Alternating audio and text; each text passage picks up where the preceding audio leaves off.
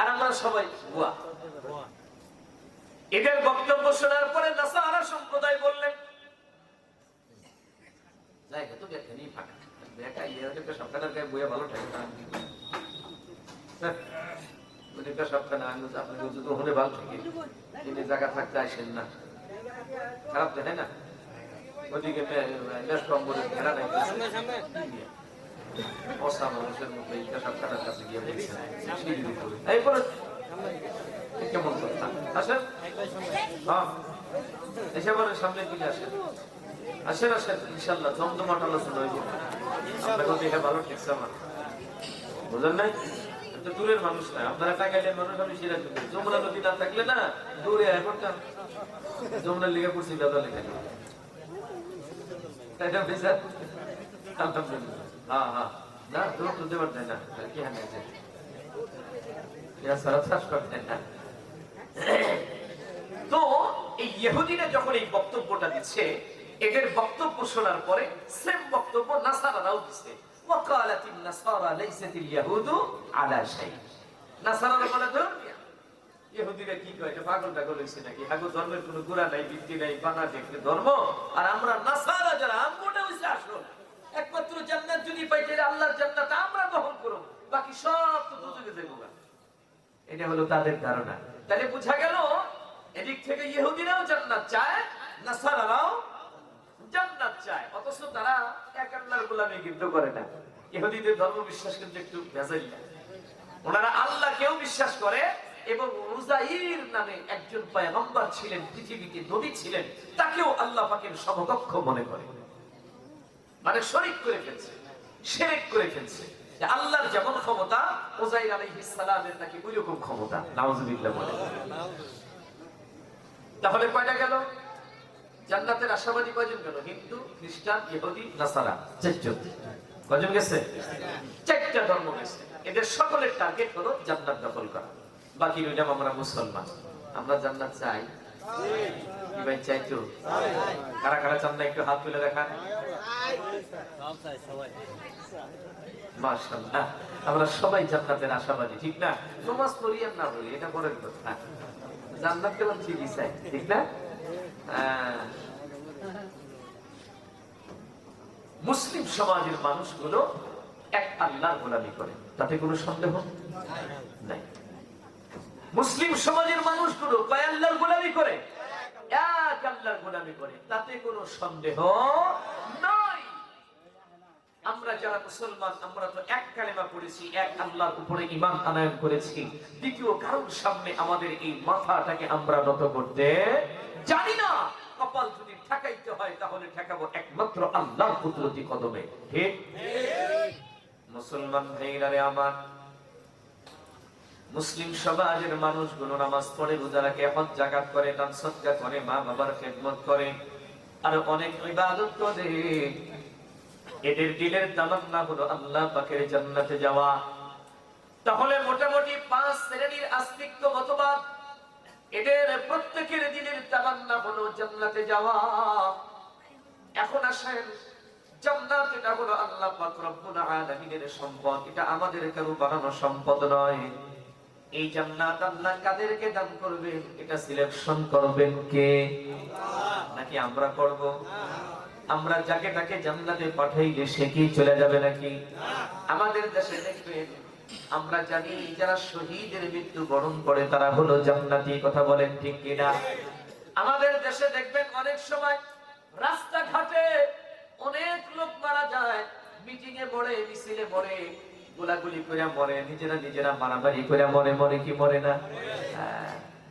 এরপরে বাবা কক্সবাজারে মায়া লয়া ঘুরতে গেছে, এটা দুনিয়া গুনার কাম করে সাগরে ডুব দিতে নেমে মরছে। এদিকে বাড়িতে রব উঠে গেছে, আঙ্গুল গোলায় শহীদ হয়ে গেছে। এখানে মামুর বাড়ির গলা। রাজনৈতিক মিছিল মিছিল করতে যায় বাবা, খুব খেয়া মরছে, কবরের সঙ্গে লেখা দেখবেন শহীদ, ঠিক না? পোস্টার দিছে তার নামে শহীদ, এত সোজা বললেই হয়ে গেল। শহীদ কারা হবে না হবে ওইটা বলবো আমরা মোল্লারা, তোমরা পাবলিকরা কইলে তো হইব না, কারণ ওই বিষয়ে জ্ঞান আমার করে আছে, তুমি করতো না। এমনি যদি আমি একজন পোলারে ডাক দিয়ে কই ডাক্তার সাহেব কেমন আছেন, আসবো না, পাশে যে থাকবো এত থাপড়ানি দিব, কানে কি করে ডাক্তার হয়েছে কবে, কেউ কবে ডাক্তার হইল। একজনকে যদি বলি মাস্টার সাহেব কেমন আছেন, এ তো আসবো, লোকেরা কবে যে আপনি পাগল তো পুরা, বলে কি এই তুই কলম ভেঙে আলা সিগনেচার করতে এবার মাস্টার হয়েছে কেমন বলবে না এরকম।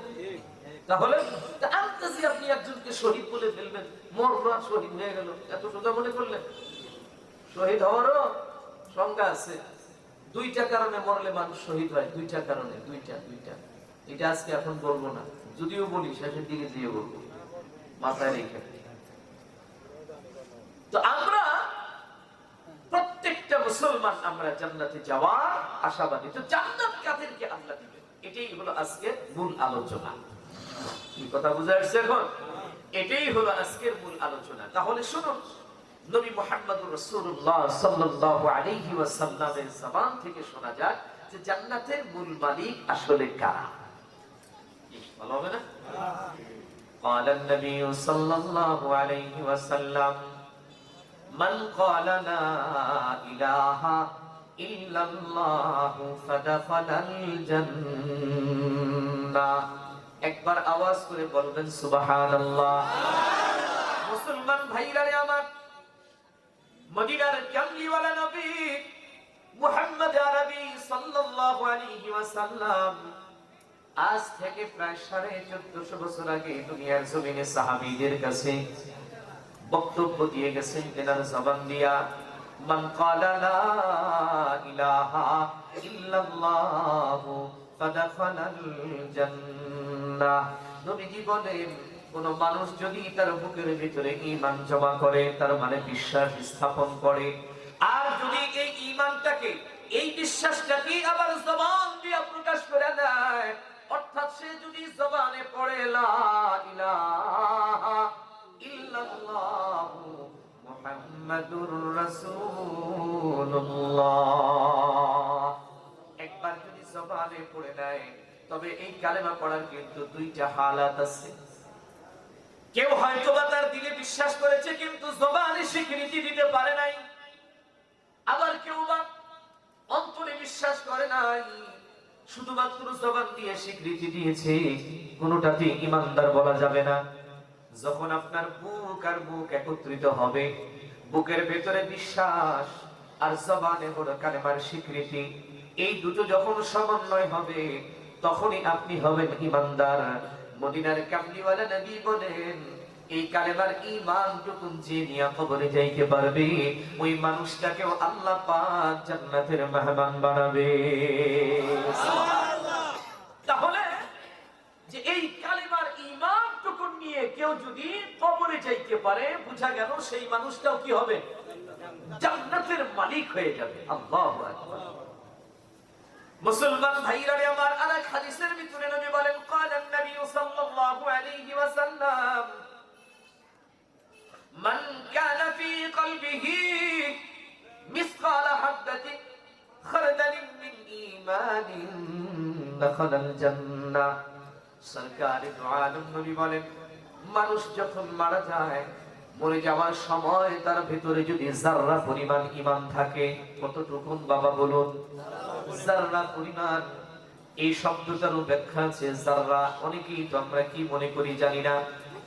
যাররা একটা ব্যাখ্যা পাওয়া গেছে, এটা কি পরিমাণ? শীতকালীন সময় আসতেছে আমাদের দেশে, ঘরের দরজা জানালাগুলো বন্ধ থাকবে, সকালবেলা দেখবেন সূর্য গগনে মাথা চারা দিয়ে উঠবে সূর্য, ওই যে সূর্যের আলো আমাদের ঘরের চিপা চাপা দিয়ে ঘরের মধ্যে ঢুকলে, আপনি যখন বিছানা থেকে উঠবেন, লুঙ্গিটা ঝাড়ি দিবেন, কম্বলটা ঝাড়ি দিবেন, দেখবেন ওই আলোর দিকে তাকাইলে ওর ভিতরে ছোট্ট ছোট্ট ধূলি কণাগুলো দেখা যায় কিনা? ওই এক একটা ধূলি কণার নাম হলো এক যাররা। এই পরিমাণ ঈমান যদি কোনো মানুষ নিয়ে কবরে যাইতে পারে গো, আমার আল্লাহর নবী বলেন, ওই মানুষটাকেও আল্লাহ জান্নাতের মেহমান বানাবে। মুসলমান ভাইরা আমার, তাহলে একটা কথা কিন্তু স্পষ্ট হয়ে গেল, যে কোনো মানুষ যদি জান্নাতে যাইতে চায়, সে যদি জান্নাতের আশা করে, জান্নাতে যাওয়ার আকাঙ্ক্ষা প্রকাশ করে, তাহলে প্রথম শর্ত হলো তাকে ঈমানদার হওয়া লাগবে। কি? ঈমানদার যদি না হও, তুমি জান্নাতের আশা করো না। জান্নাতে যাওয়ার জন্য প্রথম শর্ত হলো ঈমান। তোমার ভিতরে ঈমান নাই তো তোমার জান্নাত নাই, তোমার ভিতরে ঈমান আছে তো তোমার জান্নাত আছে।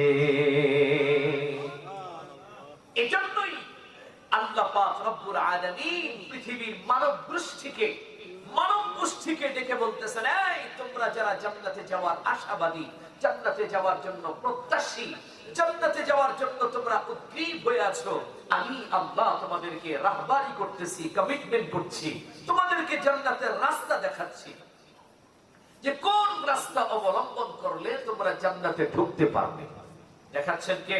আল্লাহ পাক। কারণ এমনি একটা রাস্তা দিয়ে চললেই তো তুমি জান্নাতে যাইতে পারবে না। এটার জন্য সঠিক একটা রাহবার তোমার দরকার, পথ প্রদর্শক তোমার দরকার। সেই পথ প্রদর্শক কে? স্বয়ং আল্লাহ নিজেই। আল্লাহ বলতেছেন, আম হাসিবতুম, তাই তোমরা কি মনে করছো আনতাদখুলুল জান্নাহ, যে তোমরা মরে যাবে আর আমি আল্লাহ পাক তোমাদেরকে সাথে সাথে ধরে নিয়ে একেবারে জান্নাতের আলা মাকামে বসায় দেব, ওইখানে আরাম আয়েশ করে থাকবে, খাবে, ঘুমাবে? না, এরকমটা আশা করো না। এত সহজে আমি তোমাদেরকে জান্নাত দিতে পারি না। তাহলে কখন দিবেন, কিভাবে দিবেন? আল্লাহ বলছেন, ওয়ালাম্মা ইয়াতিকুম মাসালুল লাযীনা খালাউ মিন ক্বাবলিকুম মাসাতুহুমুল বাসাউ ওয়াদ-দাররাউ وزلزلوا حتى يقول الرسول والذين آمنوا معه متى نصر الله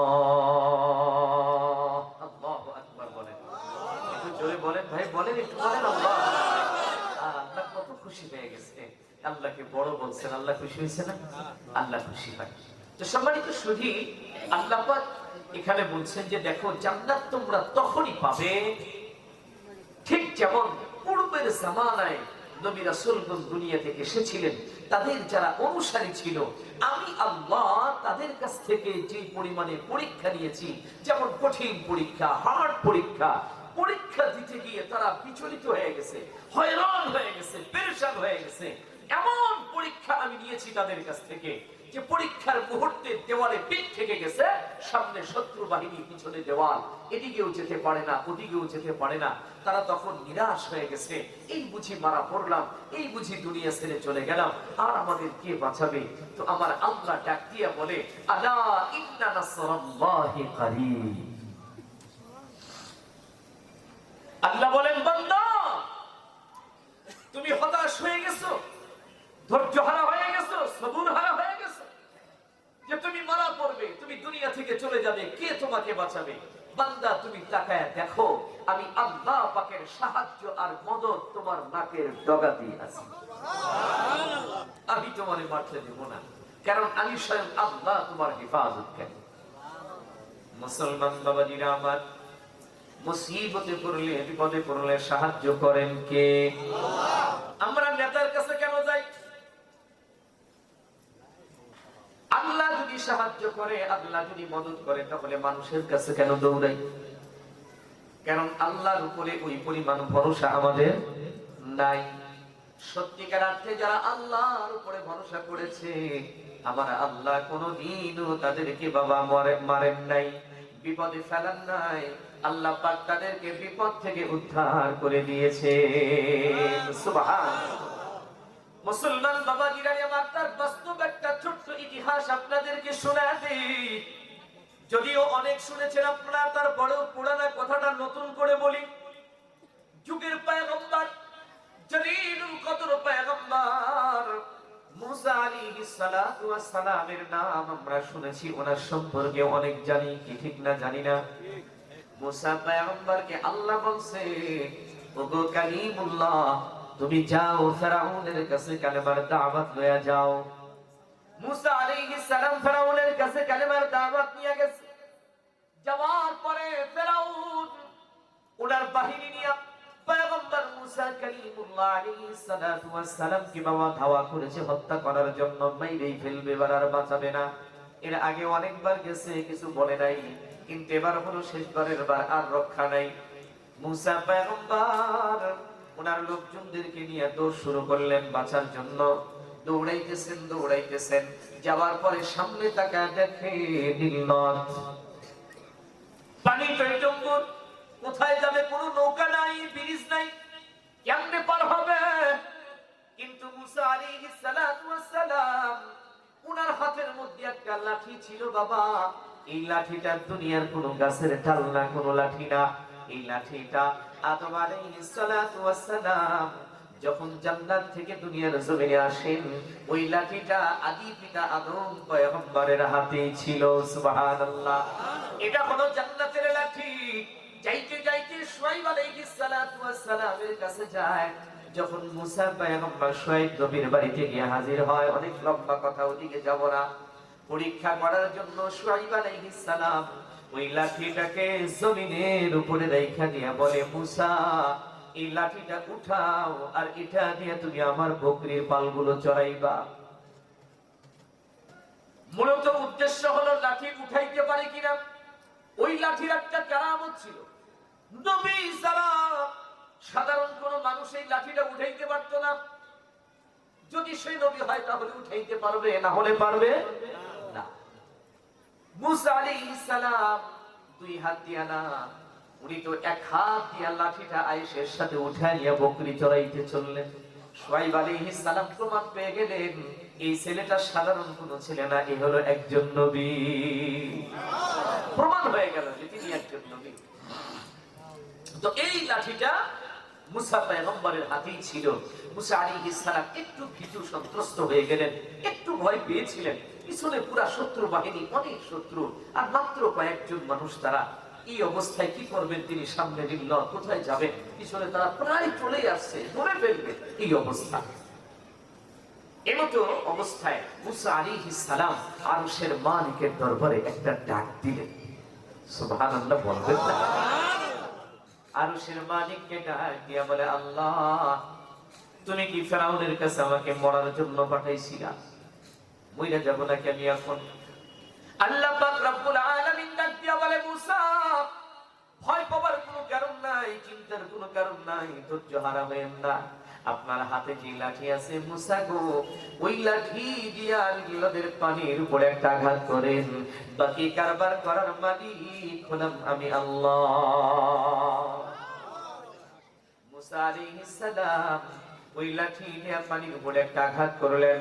আল্লাহ পাক রব্বুল আলামিন একজন পয়গম্বরকে সহযোগিতা করার জন্য, মদদের জন্য তিনি বাবা নীল নদীর ভিতর দিয়া 12টা রাস্তা আল্লাহ বানায়া দিলেন। সুবহানাল্লাহ। জোরে আওয়াজ দিয়া বলেন। কোয়ালিটি সম্পন্ন রাস্তা, এসি করা রাস্তা বললেও ভুল হবে না। কারণ বাবা মাঝখানে মাঝখানে পানি দিয়ে দেওয়াল বানাইছেন আল্লাহ। আর রাস্তাগুলো বড় সুন্দর। 1 নম্বর রাস্তা থেকে দেখাইলে 12টা দেওয়াল ভেদ করে ওই 12 নম্বর রাস্তার মানুষের চেহারাও দেখা যায়। এত সুন্দর কোয়ালিটি সম্পন্ন রাস্তা তৈরি করে দিলেন কে? আর জোরে বলেন কে? আল্লাহ তৈরি করে দিয়েছে রে মুসলমান। মুসা আলাইহিস সালাম ওনার বাহিনীদেরকে নিয়ে, লোকজনদেরকে নিয়ে এই রাস্তা পাড়ি দিয়া নীল নদের ওপারে চলে গেছে। ফিরাউন বাহিনী ওর ঘোড়াটাকে নিয়ে নীল নদের ভিতরে নামার জন্য যখন প্রস্তুত হয়ে গেল, পিছন থেকে হামান ডাক দিয়া বলে, বাদশা নামদার খবরদার ওই রাস্তায় নামবেন না। ফিরাউন বলে, কেন? কত সুন্দর রাস্তা। কয়, হুজুর বুঝেন নাই, এটা তো রাস্তা না, এটা হলো মুসার খোদা আপনার জন্য ফাঁদ বানায়া রাখছে। মুসার যে খোদা সে আপনাকে মারার জন্য ফাঁদ বানাইছে। কয়, দূর বোকা, তাই হয় নাকি? তা না হলে এত সুন্দর 12টা রাস্তা কেমনে হয়ে গেল? ফেরাউন ডাক দিয়া বলে, এই হামান, এই রাস্তাগুলি নীল নদ আমার সম্মানে তৈরি করছে। কত বড় গাধা! আমার ইজ্জতের খাতিরে, আমার সম্মানে 12টা রাস্তা বানাইছে, তুমি টেনশন নিও না। হামান ডাক দিয়া বলে, জনাব আপনি কেমন খোদা দুনিয়ার কেউ না জানলে ওইটা আমি তো জানি। আপনি যে কত নম্বরের খোদা, ঠিক না? আপনি যে কয় নম্বরের খোদা এটা পাবলিক না জানলেও জানি আমি।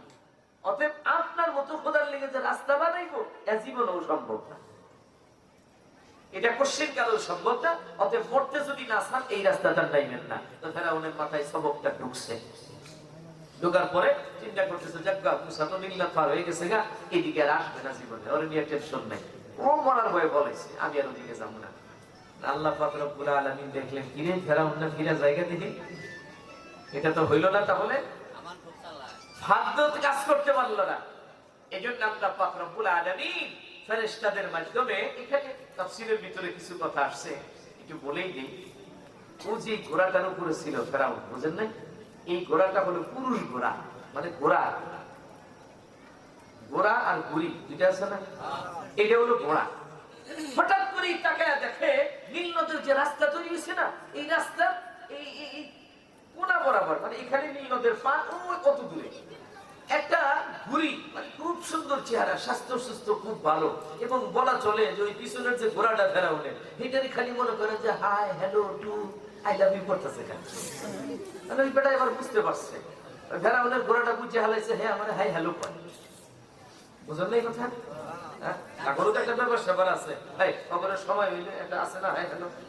আমগো বাঙালি জাতি মানুষের হাই হ্যালো টাইম নাই, এটা নদীর পারে খালে বিলে পার্কে ভুট্টা খেতে রাইলেছে, এনে বুঝে এনে হাই হ্যালো। নগরে আবার সারা বছর হাই হ্যালো চলে না, time to time hi hello চলে। হাই হ্যালো যখন করছে ফেরাউনের ঘোড়াটা অনেক ফেলে লাফান শুরু করছে, হ্যাঁ জায়গায় থাকে না।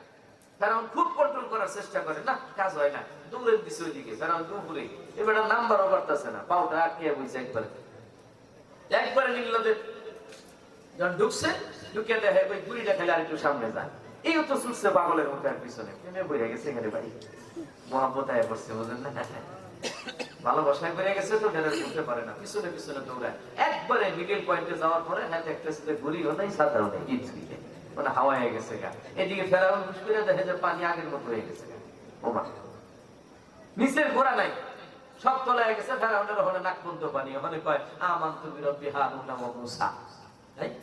এতক্ষণে কি কয় শয়তান, দেখ ভাই আমি মূসা এবং হারুনের রবের উপরে ঈমান আনয়ন করতেছি। জিবরিল আলাইহিস সালাম মানে মুহের ভিতরে কত ঢেলে দিয়েছে, দিয়ে গাড়িটা ধরছে পানির মধ্যে চুবায়, ভাই কি রে তুই কি মনে করছিলি, কি মনে করছিলি তুই নিজেরে? কাগজ একটা বাইর করে দেখাইছে ফেরাউন রে, এই যে দেখ তোর হাতের লেখা একটা চিরকুট আমার কাছে এখনো সংরক্ষিত, এটা তুই লিখে দিছিলি। চিরকুটটা কি ছিল জানেন? ও যখন নীল নদের পানি নেওয়ার জন্য পাহাড়ের উপরে চড়া সব লোকজনকে রেখা একটা অন্ধকার গুহায় ঢুকিয়া আল্লাহর দরবারে চোখের পানি ফেলায় কান্না শুরু করছে, ও আরশের মালিক আমি জানি তুমি খোদা, তুমি ছাড়া কেউ নাই, আমি তো একটা ভাউতা ভুয়া খোদার পাত্র, আমি একটা শয়তান, তবে আল্লাহ খোদা যখন দাবি করে ফেলছি দুনিয়াতে তুমি আমার এই শক্তিটুকু দাও, মিল্লতকে আমার কন্ট্রোলে করে দাও, আখিরাতে তুমি যা খুশি তা করবা, আমি আখিরাত চাই না, আমাকে দুনিয়াই দিয়ে দাও। এই মুহূর্তে জিবরিল আমিন আসছে মানুষের সুরত ধরিয়া, আয়েশা ওরে জিজ্ঞাসা করছে বাদশা নামদা একটা কথা ছিল, নমরুদ লাফায় ফেরাউন লাফায় উঠছে, ভাই তুই এনালি কেমন? রাইছি খুঁজতে খুঁজতে বুঝলাম আপনি এখানে আছেন, মানে এখানে তো কারো আসার কথা না, তার মানে গোপনে আল্লাহরে ডাকছে, যে কেউ দেখা ফেললে প্রেস্টিজ থাকে না, খোদার ইজ্জত জায়গা, সেজন্য উনি বলতেছে তুই এখানে হঠাৎ বলে হুজুর একটা বিচার নিয়ে আইছি, কথা বলে বিচারের টাইম নাই, তুই সাথে আইছি রাত দরবারে যাই কি বিচার করতাম, না আমার এটা আছেন বিচার এখনই করতে হইব বিচার। কি বিচার কর?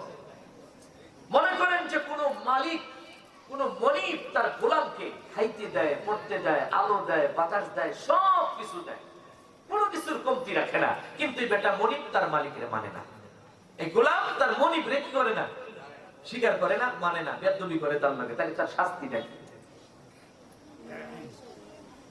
এই যখন প্রশ্ন করছে ও উত্তর দেবে দেবে অবস্থা, ঠিক এর মাঝখানে নিচে সব মানুষজন হই হুল্লার করে উঠছে, কেন? নীল নদে পানি এসে পড়ছে, নীল নদের পানি ফুইলে উঠছে, মানে প্রচুর পানি এসে পড়ছে, নীল নদ ভরে গেছে, তাহলে খুশির খবর না? ফেরাউনের কানে যখন খুশির খবর গেছে তখন ফেরাউন কয় কি, এইরকম গোলাম রে ধইরা নীল নদের পানিতে চুবাইয়া মারা উঠছে, কে লেগে মালিক রে মানবো না, মনিব রে মানবো না কেন? এখন জিবরিল আমিন কয় তাহলে আপনি কাগজে লিখে দেন, রাইডারে লিখে দেন, হাতে হাতে লিখে দিয়ে দিছে। যেদিন ওরে সুবাইয়া মারে ওই দিন সামনে কাগজটা ধরছে, এটা কার লেখা? কয় আমারই তো। কয় মনিবটা আল্লাহর গোলাম দিয়েছিলি তুই, আমার মর গেড়ি ধরে সুগায় আমার রায়কে দিছে, নিজেই দিছে।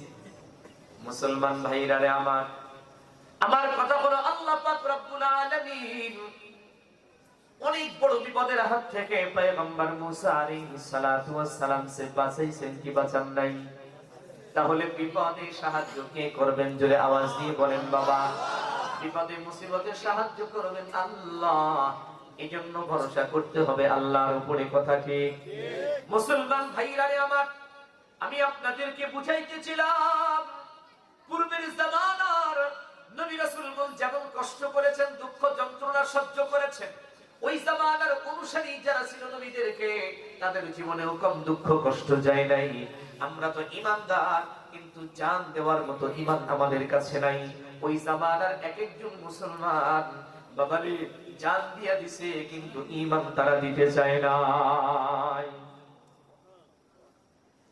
হাদিসের কিতাবের ভিতরে আসছে ওই যে ফেরাউন হযরতে মুহাম্মদ আরবি সাল্লাল্লাহু আলাইহি ওয়াসাল্লাম যখন মিরাজে গমন করতেছিলেন, পরীক্ষা কেমন হয় তার একটা ছোট্ট নমুনা আপনাদেরকে দিয়া দেই। নবী আলাইহিস সালাম যখন মিরাজে গমন করতেছিলেন, মিশরীয় এলাকার ভিতরে দিয়ে একটা জায়গায় যাওয়ার সময় নবী আলাইহিস সালাম থমকে দাঁড়ালেন। দাঁড়ানোর পরে পয়গম্বর ডাক দিয়া বলে, জিবরিল, হঠাৎ করে আমার নাকের ভেতরে বেহেশতের ঘেরান আসতেছে, জান্নাতের ঘেরান। জিবরিল আমিন ডাক দিয়া বলে, নবী গো, এটা জান্নাতের ঘেরান না, এখানে একটা কবর আছে গো নবীজি, ওই কবরের ভেতর থেকে ঘেরান বের হয়। নবী আলাইহিস সালাম ডাক দিয়া বলে, জিবরিল, এ আবার কেমন কবর যেখান থেকে জান্নাতের ঘেরান বের হয়? কার কবর? এবং সৌভাগ্যবান ব্যক্তিকে? জিবরিল আমিন বলেন, নবী গো, এই লাশটা হলো ফেরাউনের বাড়ির কাজের মাইয়া। কে? ফেরাউনের বাড়ির কাজের বুয়া। যে বুয়া গো সম্মান আমগো দেশে নাই, একবারই নাই। আমরা বুয়া করে সম্মান করি না। সবচেয়ে কম দামের কাপড় পরে রাখি, তেল সাবান তো দেই না ঠিক মতো, নোংরা করে রাখি। কাজের বুয়ার কবর এটা। নবীজি আশ্চর্য হয়ে গেলেন, জিবরিল, এই কবর থেকে কেন ঘেরান আসে? কারণটা তুমি আগে একটু বলো। জিবরিল আমিন আলাইহিস সালাম ডাক দিয়া বলেন, নবী গো, মিরাজে যাওয়ার সময় আল্লাহ পাক আমারে পাঠিয়েছে আপনাকে নেওয়ার জন্য, রাহবারি করার জন্য। নবী গো, এই ঘটনা বলতে গেলে অনেক সময়ের প্রয়োজন হয়ে যাবে, আসল উদ্দেশ্য কবুত হয়ে যাবে, এটা বলা যাবে না এখন। যখন জিবরিল আমিন অস্বীকার করছে, আল্লাহ পাক রব্বুল আলামিন একটা ধমক দিয়া বলে, জিবরিল, সময়ের ব্যাপারে তোমাকে চিন্তা করা লাগবে না। আমার বন্ধু আজকে আমার মেহমান হয়ে গেছে, আজকে আমার মেহমান যেমনটা চাইবে তেমনটাই হবে। সময় নিয়ে তোমার কোনো টেনশন নাই, সময় আমি আল্লাহ পাক মেইনটেইন করব। তুমি শুধু ঘটনাটা আমার বন্ধুকে শুনিয়ে দাও, তুমি চিন্তা করবে না। জিবরিল আমিন বলে, অনুমতি যখন আসছে তখন বলতে আর কোনো আপত্তি করব না। জিবরিল আমিন বলে, নবীজি, ফেরাউনের বাড়ির কাজের বুয়াটা, ফেরাউনের একটা পালিত মেয়ে ছিল, ওই মেয়েটাকে ঘরের ভিতরে মাথায় তেল দিয়া চিরুনি দিয়া মাথা আশ্রয় দিতেছিল। হঠাৎ করে হাত থেকে ফসকে চিরুনিটা জমিনে পড়ে গেছে। যাওয়ার পরে মেয়েটা যখন চিরুনি উঠায়, জবানে উচ্চারণ করেছে বিসমিহি তাআলা, কার নাম? আল্লাহর নাম। আল্লাহ পাকের নাম উচ্চারণ করে চিরুনি উঠাইছে। ফেরাউনের পালিত মেয়েটা ডাক দিয়া কয়, এই মাসটা তুমি কার নাম উচ্চারণ করলা? বলে, আমার রবের নাম, আমার স্রষ্টার নাম। মেয়েটা ডাক দিয়া বলে, কেন রব বলতে কি বুঝাও? আমার বাবা কি তোমার রব নয়? মহিলা ডাক দিয়া বলে, আরে বোকামি, তুই তো ছোট মানুষ, তুই বুঝবি না, তোর বাবা কখনো রব হইতে পারে না। তোর বাবাকেও যে সৃষ্টি করেছে, আমাকেও তিনি সৃষ্টি করেছে। এই আসমান জমিনের একজন স্রষ্টা আছে, পাহাড় পর্বতের একজন স্রষ্টা আছে, যার নাম হলো আল্লাহ। যিনি হলেন রাজ্জাক, যিনি খালিক ও মালিক, যিনি রহমানুর রহিম, তিনি হলেন আমাদের স্রষ্টা, তোমার বাবা আমাদের স্রষ্টা না। তোমার বাবা হলো মিথ্যাবাদী, মানুষকে বোকা বানায় রাখছে। মেয়েটা হাতের নিচ থেকে উইঠা একটা দৌড় মারছে, এক দৌড়ে চলে গেছে ফিরাউনের কাছে, বলে বাবা তুমি কি আমাদের রব না নাকি? হঠাৎ মেয়ের মুখে যখন এই প্রশ্ন শোনার পরে ফিরাউনের কলিজার ভিতরে কম্পন, কিরে আমার মেয়ে এই কথা কেন আমাকে জিজ্ঞাসা করলো? বলতেছে হ্যাঁ অবশ্যই আমি তোমাদের খোদা, আনা রব্বুকুমুল আলা, আমি শুধু খোদা না, আমি হলাম বড় খোদা। নাউজুবিল্লাহ। উনি হলেন বড় খোদা, এটা তার দাবি। ফেরাউন বলে কেন, কি হয়েছে মা, তুমি হঠাৎ করে আমাকে এই প্রশ্ন কেন করলে? বলে বাবা আমাদের বাড়ি যে কাজের বুয়া আছে, আমার দেখাশোনা করে, আমার তেল চিরুনি করে দেয়, ওই মহিলাটাই তো তোমাকে খোদা হিসেবে মানে না, অন্য আরেকটা রবের পরিচয় দেয়। সে কিনা বলে আরেকজন নাকি রব আছে, যিনি আসমান জমিনের স্রষ্টা, যিনি তোমাকেও বানাইছে, সবাইকে সৃষ্টি করেছে। ফেরাউন চিন্তা করলো তো হাতের ভিতরে কাটল ভেঙে দিছে, না জানলা এই মহিলা তো বিপদে ফেলাইয়া দিব দেখতেছি, হাটের ভিতরে কাঁঠাল বাংলে তো ইজ্জত থাকে না, যা ওরে খবর কর। মহিলাটারে খবর দিয়ে যখন ফেরাউনের সামনে আনছে, কিতাবের ভিতরে লেখে ওই মেয়েটার কোলের মধ্যে বাবা দুইটা বাচ্চা ছিল। কয়টা? একটা দুগ্ধপোষ্য সন্তান এখনো হাঁটতে চলতে শিখে নাই, আর একটা সন্তান হাঁটা শিখছে, একটা দুইটা করে কথা বলতেও শিখছে, বেশি কথা বলতে পারে না। কলিজার টুকরা সন্তান দুইটাকে সঙ্গে করে নিয়ে ফেরাউনের দরবারে চলে গেছে। ফেরাউন বলে তুমি কোন খোদার খবর বলছো? মহিলা ডাক দিয়া বলে কেন জানো না? জেনেও না জানার ভান কেন করতেছো তুমি? ওই যে পাহাড়ের গুহায় তুমি যেই রবের কাছে নীল নদের পানি চাইছিলা, ওই খোদার খবর দিছি, অন্য কোন খোদার খবর দেই নাই। ফেরাউন ডাক দিয়া বলে মুখে লাগাম দাও, দ্বিতীয়বার জবানে আর এই কথা উচ্চারণ করবা না। এই তুমি না আমার বাড়িতে কাজ করো, তোমার তো বড় কষ্ট, তোমার সন্তানাদির কষ্ট, তুমি যদি এখন আমাকে খোদা মেনে নাও, তোমাকে রাজরানী করে রাখবো, তোমার ছেলেরা রাজপুত্র হয়ে থাকবে। মহিলা ডাক দিয়া বলে না না, পশ্চিমকালেও তোমারে খোদা মানতে পারবো না, ওই যদি তোমাকে কতল করে দে তারপরেও তোমাকে খোদা মানতে পারবো না, যদি তোমার সন্তান দুইটারে হত্যা করে দে। মহিলা ডাক দিয়া বলে একটা না দুইটা না, আল্লাহ যদি আমার 1000 সন্তানের মা বানায়, 1000টা সন্তান যদি তুমি হত্যা করে দাও, কতল করে দাও, আমি আমার ঈমান কখনো ছেড়ে দেব না। পরীক্ষা এখনো তো আমাদের সামনে আসে নাই রে ভাই, আমরা তো এখনো পরীক্ষা দেওয়াই শিখি নাই। পরীক্ষা কারে কয় দেখেন, ঈমান কারে কয়, কিভাবে ঈমান বাঁচাইতে হয়। মুসলমান ভাইরা রে আমার, এক পর্যায়ে ফেরাউন তাকে অনেক বুঝানোর পরেও যখন কাজ হয় নাই, ফেরাউন চিন্তা করলো এর যখন নিজের জানের মায়া নাই, নিশ্চয়ই সে তো একজন মা, মায়ের তো সন্তানের মায়া আছে, কারণ পৃথিবীর সব মায়েরাই তো চাই সন্তান বেঁচে থাকুক, দরকার হলে আমি মারা যাই, ঠিক কিনা? প্রয়োজনে আমি মারা যাবো কিন্তু আমার সন্তান বেঁচে থাকবে, আমি না খেয়ে থাকবো সন্তান খেয়ে থাকবে, আমি শীতে কষ্ট করবো, কম্বল একটা সন্তানের গায়ে জড়াবো, কথা বলেন ঠিক কিনা? এটা কোনো মায়েদের কলিজা। মা তখন নিস্তব্ধ হয়ে দাঁড়িয়ে আছে। ফেরাউন ডাক দিয়া বলে খুব ভালো করে শুনে নাও, তোমার দুইটা সন্তানকে কিন্তু আমি হত্যা করে ফেলবো, কয় পরোয়া করি না।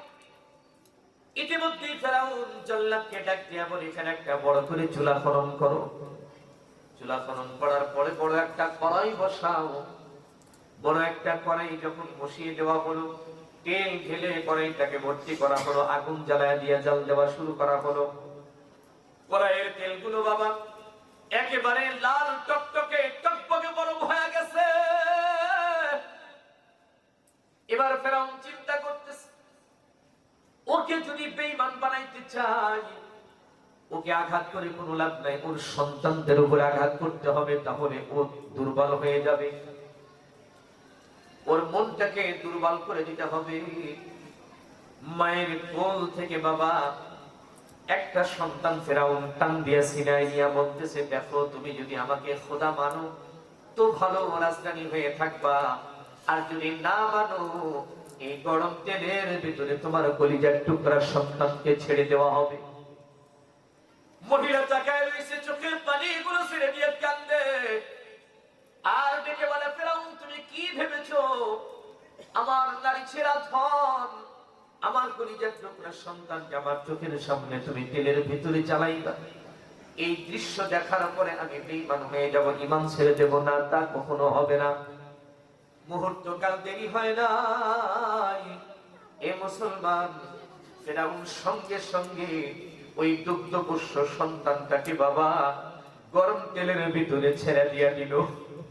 আবার মুসলমান ভাইরারে এক মিনিটের ভিতরেই সন্তানের হাড় কঙ্কাল গুলি আর সন্তানের গোশত মাংসগুলি আলাদা হয়ে গেছে। সন্তানদের উপরে পয়সা উঠছে, জনম দুঃখিনী মা জমিনের উপরে হাঁটু গেড়ে বসে পড়ছে। এই দৃশ্য কি চোখ দিয়ে দেখা যায় যে নিজের কলিজার টুকরা সন্তানকে গরম তেলের ভিতরে ছেড়ে দেওয়া হলো? দেখছে মায়ে, দেখার পরে চোখ দুইটা যেন পাথর হয়ে গেছে, আর তার চোখে কোনো পানি নাই, শুকায় গেছে, নিস্তব্ধ হয়ে গেছে, কণ্ঠ জবানে কোনো আওয়াজ নাই। অনেকক্ষণ পর্যন্ত কড়াইয়ের দিকে তাকায় চুপচাপ বসে আছে। ফেরাউন ধাক্কা দিয়া বলে, তোমার কি হলো? তুমি আবার এমনিতেই মরে গেলে নাকি? মহিলা চিৎকার করে উঠছে, কি করলে তুমি এটা? বলে, শুধুমাত্র কেবলমাত্র একটা দেখছো, এখনো সময় আছে, তুমি যদি আমাকে খোদা মানো আরেকটা সন্তান নিয়ে সুখে স্বাচ্ছন্দ্যের জীবন যাপন করতে পারবা তুমি। তখন আল্লাহর বান্দী ডাক দিয়া বলে, না না, আমার একটা কলিজার টুকরা সন্তানকে তুমি যখন তেলে জ্বালাইছো, আর একটা সন্তানের মায়া